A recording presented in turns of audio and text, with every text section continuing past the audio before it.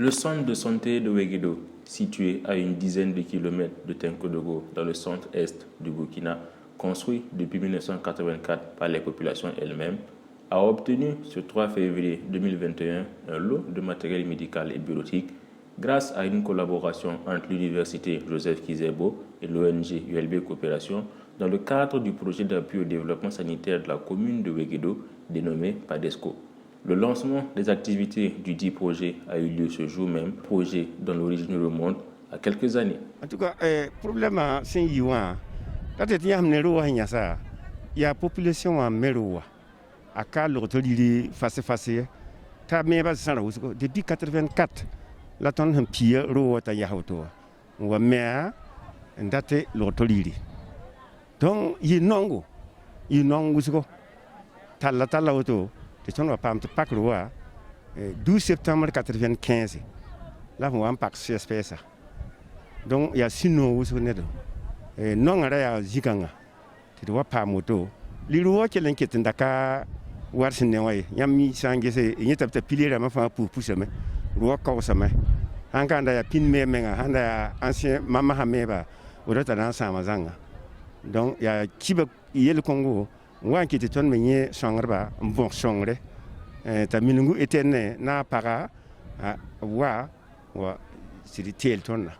Le PADESCO, selon le médecin-chef du district sanitaire, arrive à point nommé parce qu'il va soulager le centre de santé, mais aussi l'aider à relever ses défis les plus pressants. Les défis en matière d'offres de santé se résument vraiment à la lutte contre les maladies épidémiques. Comme vous le voyez, le contexte oblige, la pandémie donc, de la Covid qui met à mal en tout cas la mise en œuvre donc, des activités. Donc c'est un défi de lutte contre les maladies infectieuses et les maladies pandémiques.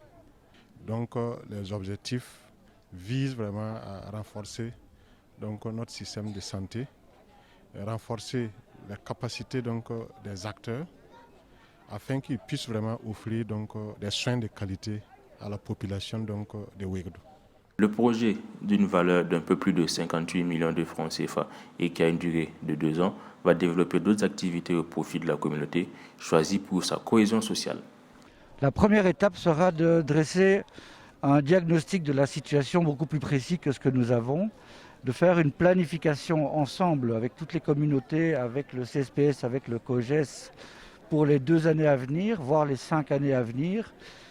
L'autre point d'entrée principal, c'est tout de suite, très vite, remettre le plateau technique du CSPS à niveau. Ça, c'est déjà en partie fait. Et ensuite, nous allons travailler sur des micro-projets qui vont bénéficier directement à la population et c'est la population qui va choisir ces micro-projets. Donc, structuration, centre de santé opérationnel, et des projets demandés par la population qui leur correspondent.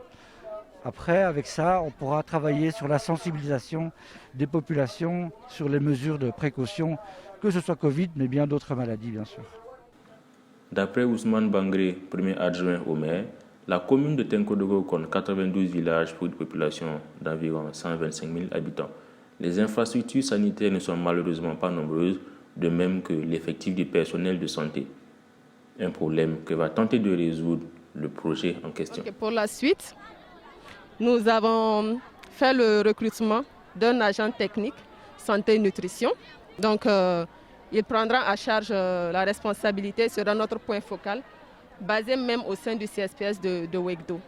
Donc, pour cette suite-là, nous sommes sur le recrutement de consultants pour faire l'évaluation, l'étude diagnostique en fait du projet pour nous permettre de vraiment peaufiner les choses et avoir une étude de base sur laquelle nous pourrons aller.